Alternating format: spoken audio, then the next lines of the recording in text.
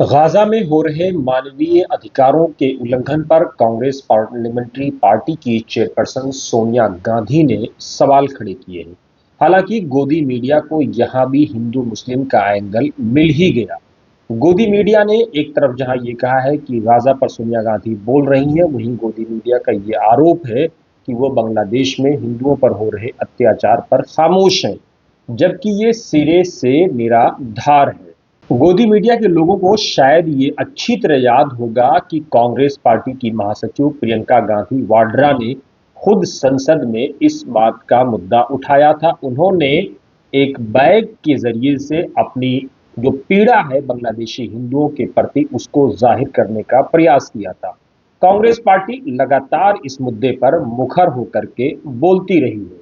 चूंकि गोदी मीडिया को हिंदू मुस्लिम करना है तो उनको तो करना है। उनको आवाम के मुद्दों से, जनमानस के मुद्दों से, जनहित से कोई संवेदना या कोई सरोकार नहीं है। गोदी मीडिया के लोगों को इस बात का पता है कि वो हिंदू मुस्लिम में उलझा करके अपनी टीआरपी बेचेंगे और पैसा कमाएंगे। बहरहाल कांग्रेस संसदीय दल की प्रमुख सोनिया गांधी ने गाजा के मामले में नरेंद्र मोदी सरकार की निरंतर चुप्पी पर सवाल उठाते हुए शनिवार को कहा है कि भारत को फिलिस्तीनियों के समर्थन में स्पष्ट और मुखर रुख अपनाना चाहिए तथा गाजा और वेस्ट बैंक में हो रही घटनाओं और वैश्विक जनमत के अनुरूप प्रतिक्रिया देनी चाहिए।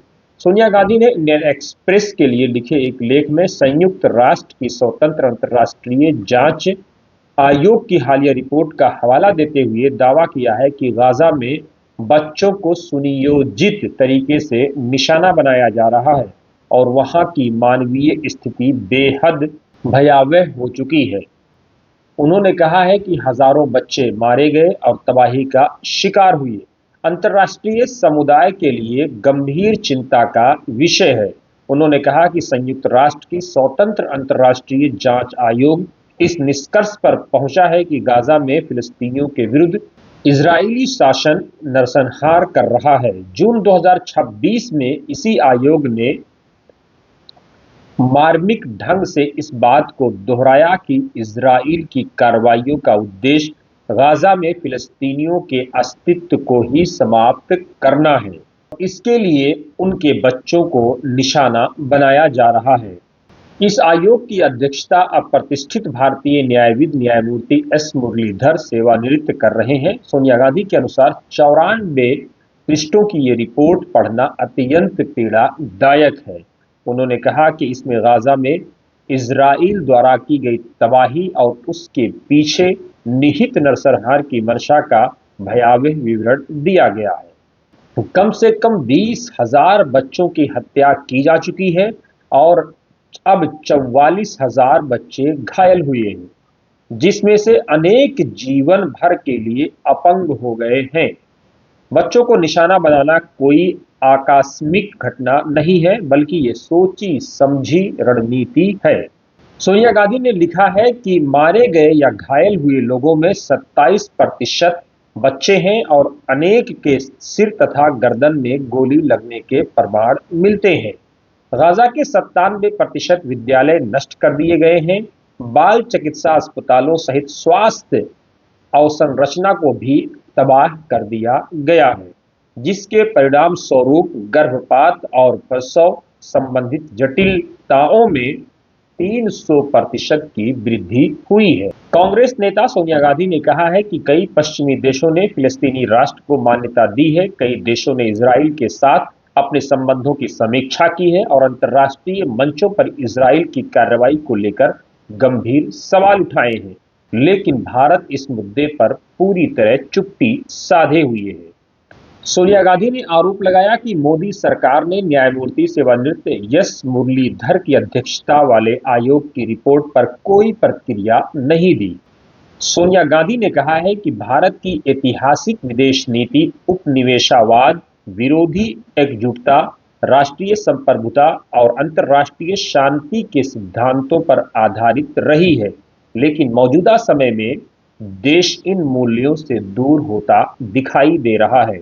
उन्होंने गाजा की एक बच्ची हिंद रजब का उल्लेख करते हुए कहा कि ये घटना वहां की मानवीय त्रासदी और बच्चों पर पड़ रहे प्रभाव का प्रतीक है। उनके अनुसार भारत के लोगों को फिलिस्तीनी बच्चों की स्थिति के बारे में जानकारी का अधिकार है।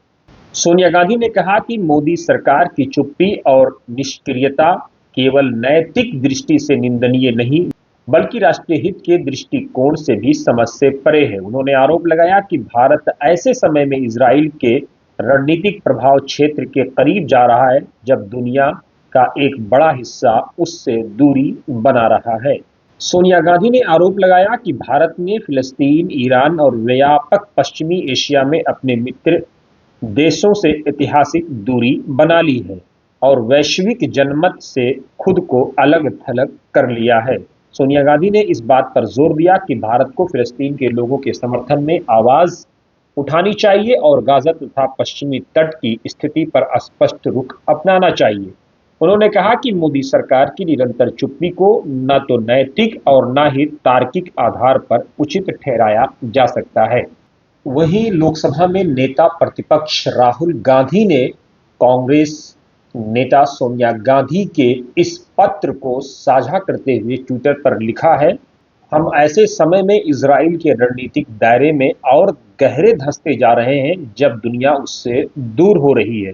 प्रधानमंत्री का इजरायली दौरा एक हैरान करने वाले रणनीतिक फैसले के तौर पर इतिहास में दर्ज होगा। राहुल गांधी ने आगे लिखा है, भारतीय राष्ट्रवाद की भावना ये मांग करती है कि हम अपने फिलिस्तीनी भाई बहनों के पक्ष में आवाज उठाएं, जिनके बच्चों को इतनी बेरहमी से निशाना बनाया गया है। अपने संपादकीय के जरिए कांग्रेस संसदीय दल की अध्यक्ष श्रीमती सोनिया गांधी जी भारत से अपनी स्वतंत्र विदेश नीति को फिर से अपनाने, मानवीय मूल्यों को बनाए रखने और गाजा के मुद्दे पर नैतिक स्पष्टता के साथ आवाज उठाने का आह्वान करती है। इस पर आप क्या सोचते हैं? जरूर कमेंट बॉक्स में अपनी राय दें और आप बने रहें वतन समाचार के साथ।